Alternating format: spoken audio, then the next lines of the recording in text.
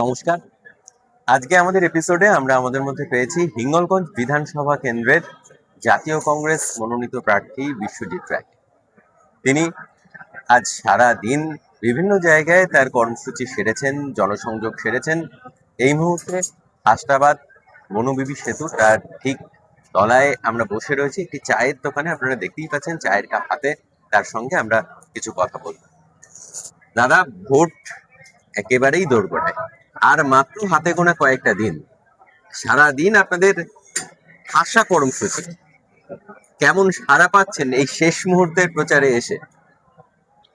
আমি খুব ভালো সাড়া পাচ্ছি। আজকে সকালে বরুণহাট বাজারে ছিলাম, প্রত্যেকটা দোকানে এবং প্রত্যেকটা বাড়িতে আমি গেছি। এখানে প্রচার সারার পর বিকলে আমি হিঙ্গলগঞ্জে ছিলাম, হিঙ্গলগঞ্জে বাজারেও আমি প্রচার করতে আজকে গিয়েছিলাম। ওখানেও প্রচার আমি করেছি, সাড়া ভালো পাচ্ছি। দেখুন, 20 বছর এখানে কংগ্রেসের কোনো সিম্বল ছিল না। সিপিএমের সঙ্গে আমাদের কংগ্রেসের একটা জোট ছিল।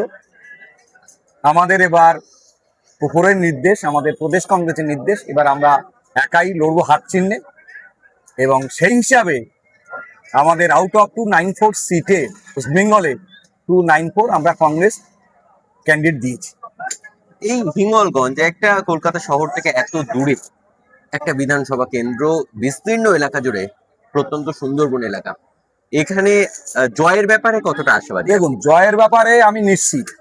হিঙ্গলগঞ্জ আমার কাছে দূরবর্তী জায়গা না, কারণ আমরা সবাই জানি যে লোকসভায় মধ্যে কিন্তু বসিরহাট হিঙ্গলগঞ্জ আছে।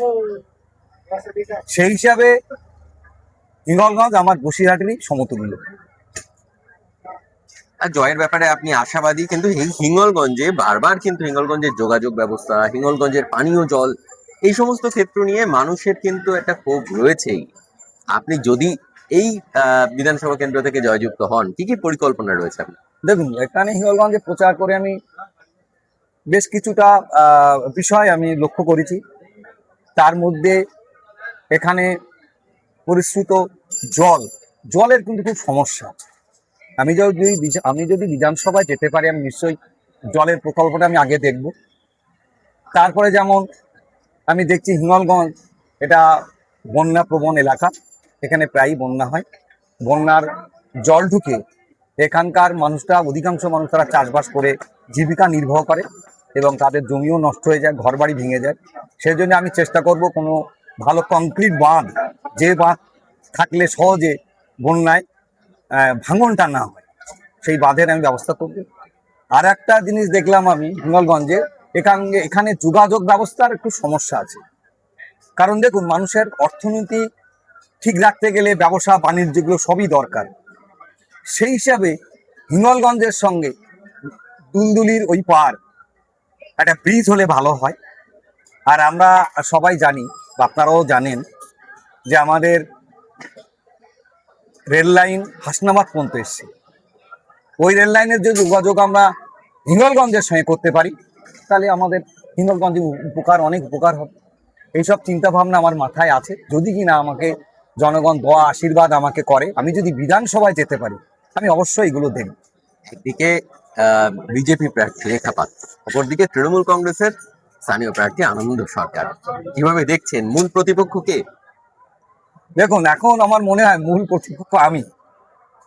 কারণ বিজেপির মতো লড়বে, তৃণমূলের মতো লড়বে। কারণ দেখুন, কংগ্রেস এমন একটা পার্টি যেটা ধর্মনিরপেক্ষ পার্টি। আমরা সবাই কংগ্রেস ছিলাম। হয়তো হিঙ্গলগঞ্জে 20 বছর কংগ্রেস না থাকার কারণে হয়তো কিছুটা ডিটোরেট করেছে বা কিছুটা কনভার্ট হয়েছে তৃণমূল বা বিজেপিতে। আমি আসার পরে ভালো সাড়া পাচ্ছি। হয়তো এমনও হতে পারে যে আমি হয়তো এখানে বাজিমাত করতে পারি। সেক্ষেত্রে এই দেখুন, বিগত ভোটগুলোতেও আমরা দেখেছি সিপিএম এর সঙ্গে কংগ্রেসের একটা জোট, সেই জায়গা থেকে দাঁড়িয়ে কংগ্রেস একা লড়ছে। না, আমরা এবার পুরো আমরা ডিসিশন আমরা একাই লড়ছি। কারণ আমরা দেখবো আমাদের পশ্চিমবঙ্গে মানে ভোটের পার্সেন্টেজ কংগ্রেসের ক্ষেত্রে। কারণ আজকে দেখুন, কংগ্রেস আমলে পশ্চিমবঙ্গ বলুন, ভারতবর্ষ যত কিছু ডেভেলপ হয়েছে at the time of Congress. আজকে হয়তো পশ্চিমবঙ্গে কংগ্রেস নেই, কিন্তু কংগ্রেস আসবে পশ্চিমবঙ্গে, ভারতবর্ষও কংগ্রেস আসবে, আমি আশাবাদী। এবং জনগণই বলছে কংগ্রেস আবার আসছে। রাহুলজির হাত আমরা শক্ত করব। যারা ইয়ং জেনারেশন তারা রাহুলজিকে চাইছে। রাহুলজি যেভাবে মানে দেশের এক প্রান্ত থেকে অন্য প্রান্তে যে এই রাষ্ট্র নেতা, খুব গর্বের। সেই জন্য আমি আশাবাদী কংগ্রেস আসছে, পশ্চিমবঙ্গ আসবে, ভারতবর্ষ আসবে। একটা কাউন্সিলর, বসিরহাট পৌরসভার কাউন্সিলর, সফলভাবে কাউন্সিলরশিপ চালাচ্ছেন, সেই জায়গা থেকে সরাসরি বিধানসভার টিকিট, অভিজ্ঞতাটা কেমন? কিন্তু অভিজ্ঞতা ভালোই লাগছে। এতদিন তো কংগ্রেস কাউন্সিলর ছিলাম, এবার একটা এমএলএ তে দাঁড়িয়েছি, অ্যাসেম্বলিতে দাঁড়িয়েছি, আমার খুব ভালো লাগছে। আর মানুষের পাশে যাচ্ছি, কারণ আপনার ওয়ার্ড আর অ্যাসেম্বলি তো এক না, অ্যাসেম্বলি অনেক বড়। সেটা ভালো অভিজ্ঞতাও হচ্ছে আমার। বাংলার যে সার্বিক রাজনীতি, এখানে যদি কংগ্রেসের কিছু প্রার্থী জয়যুক্ত হয়, তৃণমূলের সঙ্গ কি দেবে কংগ্রেস? না, সেটা এখন কিন্তু বলা যাচ্ছে না। কংগ্রেস অবশ্যই পাবে, কংগ্রেস একটা ফ্যাক্টর হয়ে দাঁড়াবে ওয়েস্ট বেঙ্গলের মিনিস্টার লেভেলে। কিন্তু ওইটা আমি এক্ষুনি বলবো না, সেটা আমার ঊর্ধ্বতন যারা আমরা আছেন, আমাদের ওপরের লেভেলে আছে, আমাদের পশ্চিমবঙ্গে আছে। আমি একটা ভালো পোস্টেও আছি, আমি হয়তো প্রদেশ কংগ্রেসের এসসি ডিপার্টমেন্টের চেয়ারপারসন আছি। সবার একটা মতামত থাকবে, তখন ভাববো যে কোন ওয়েতে আমরা এগোতে পারি। সেটা কিন্তু আমি এখন বলবো না, আফটার দ্য ইলেকশন আমি তখন বলবো। শেষ এই কয়েকদিনের কি স্ট্র্যাটেজি? না, শেষ কয়েকদিন আর তো দিন তো নেই।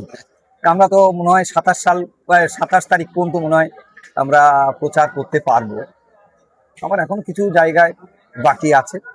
কালকে একটু দুলদুলিতে যাবো, একটু যোগেশগঞ্জ এর আগেও কদিন আগে আমি গিয়েছিলাম, আবার যাব। দেখা যাক পদ্ধতি আমি কি করতে পারি, দেখা যাক। আমার মানুষের দোয়া আশীর্বাদ তো আমি পাথর করে চলছি, আশা করছি আমি ভালো করতে পারবো। শেষ একেবারে এই হিঙ্গলগঞ্জের মানুষের জন্য কি বলবে?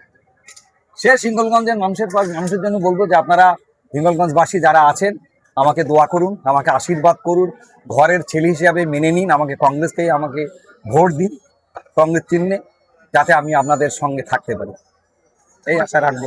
অনেক অনেক ধন্যবাদ দাদা, আমাদের সঙ্গে এতক্ষণ সময় দেওয়ার জন্য। থ্যাংক ইউ, ধন্যবাদ।